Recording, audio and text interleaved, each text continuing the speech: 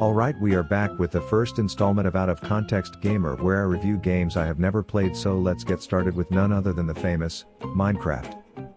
Okay, we are in what I can only assume is the loading screen, aka the wall dilating its metaphorical vajayjay to birth our contestant into the world, and we are off. Blockhead Batman hot out of the gate into the meadows of this world created by a god who either had a fetish for right angles when he showed up for work or mixed up the words geography and geometry when tasked to create this region ahead of this walking rectangle.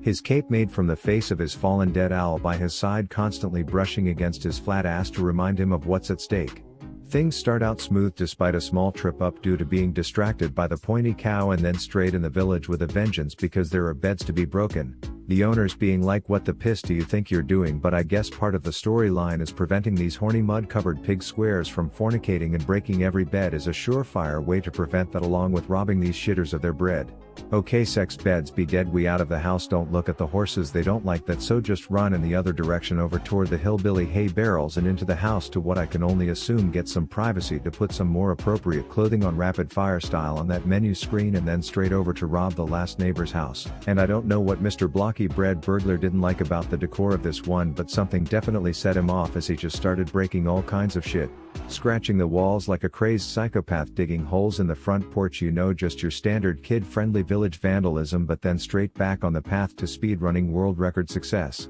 Plot twist: this shitter's diabetic and sporadically needs to carb up on some of that stolen bread, but he doesn't miss a beat as he crushes a quick backyard pool renovation to increase its square footage. But in the distance he hears the homeowner chirping that his work isn't the cleanest, so you know what he does? Run straight over to that whining sperm stain covered Lego looking Larry and starts just bashing his brains out, teaching that crying Karen to keep to himself when it comes to contractors' work. But then straight savage status, he loots the dead corpse for some materials to help him with some killer's club arts and crafts. He heads over to more houses, and something about this particular corner has him triggered as shit again, so nothing like meeting the new neighbor by destroying the back load-bearing wall of their house, but then he just flat out ignores the dude in lieu of digging his front yard up.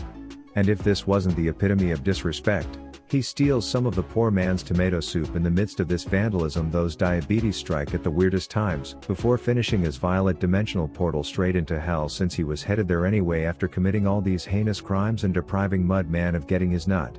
Anyways, the trick to porting into hell is jerking off a loaf of bread in the portal and bam, he arrives. The short acid trip has landed our subject in Mordor, the mix between Rocky Mountain and an all-you-can-eat endless buffet of that tomato soup he so zealously sought after back in the pointed prairies, and this is where things start to pick up as he parkours on the stones, picks up speed through the pig people, and then reaches a defining moment in his career. The ledge that has resulted in death to many diabetics before him. But as his mom always said growing up, when in doubt, build a canoe out of the wood you violently stole from the new neighbor's house and ride that thing like a fucking roller coaster, and that, ladies and gentlemen, is how you survive a 12-story fall 101. But anyway, this bread baking block M soccer wastes no time, zooms past another flash mob of pig titty soldiers, and then flaunts the architectural design degree by building a gravity-defying suspension weak thin bridge to hit an ESPN top 10 caliber jump. This lands him on the fabled Burgundy Bridge, where all the blockhead wannabe bitches be buried because of these blazing barbarians trying to bust these record breakers.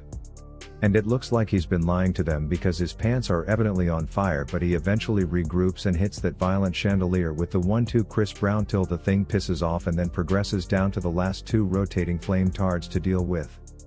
A little pyroblast discharge dodgeball ensues, and then he gives the first one some Leonardo DiCaprio Titanic treatment before getting hit by a surprise spout of low blood sugar, which only delays the death of the other flaming douchebag just a bit. Then he has to make his great escape before the other animated candles find out about the stunt he just pulled on their fiery family, so you know what time it is. Motherfucking canoe riding time, with the added effect of this one impersonating a Zambelli firework, and once again, this 900 IQ boat bungeeing nonsense defies all the forces of logic, putting him at great time to climb Bloody Puss Mountain until he meets yet another dead-ending type of obstacle. The hickory hopscotch technique is whipped out as a celeb appearance, allowing him to dismount onto a cheddar cheese block and munch on some toast while pondering how he is about to deal with Barry the bald bitch patrolling down there. He settles on throwing cheese at the shitter's head to make him look like some Wisconsin dairy farmer before making a run for it.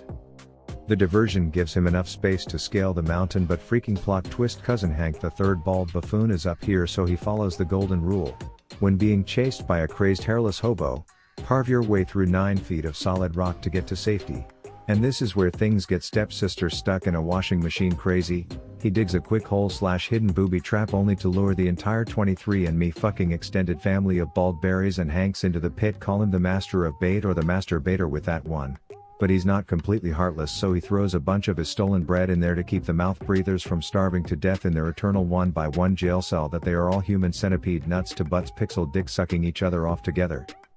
But more importantly, this allows him to go on the noble quest of finding all the spots where those shitters hid their cheddar cheese blocks, and let me tell you, this is quite the exciting hunt until he has to return back to feed the trapped bald bitches one more time before planting a flower to commemorate, where all 30 of them will suffocate together inside of each other's assholes. And then alas, the last cheese had been found, the last baldy had been given bread, and it was time for him to start creating another one of his acid trip simulator teleportation devices to launch him into the next dimension of this speed run. Back to the forest where trees have fornicated with zebras, and I am a bit unclear of the objective during this phase, but it looked like a combination of Tarzaning himself up into trees and then flinging his own turquoise shit off into the distance on repeat as if it was some mating call, you know, climb mountains, fling your shit manly man type of mate attracting behaviors, and after enough shit flinging he found himself in the Gulf of Mexico. This is where the douche canoe was brought out for a less common use, to traverse water, and since you are probably more accustomed to seeing it be used as a survive falls from unsurvivable heights device optionally while being lit on fire, I can totally understand if the sight of a boat being in water here as you caught off guard.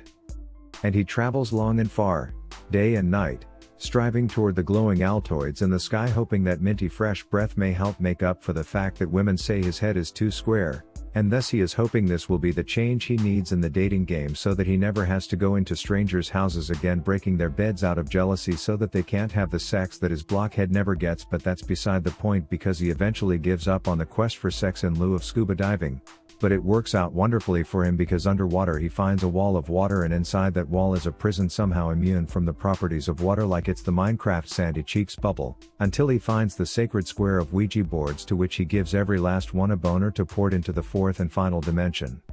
This part requires he perform his best raise from the dead Jesus Christ impersonation by casually climbing through 65 layers from the square Earth's core until a bit of hydration to the mix allows him to float up to the surface.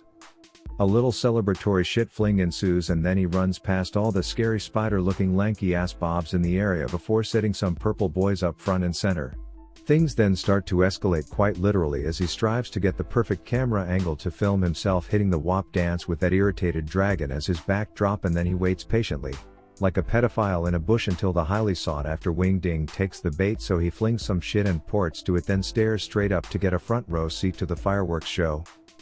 And based off of the literal hell breathing itself as that shadowy Pegasus is taken down, I can only assume that Wing Ding was the final boss and the thing you need to kill to classify the run as complete.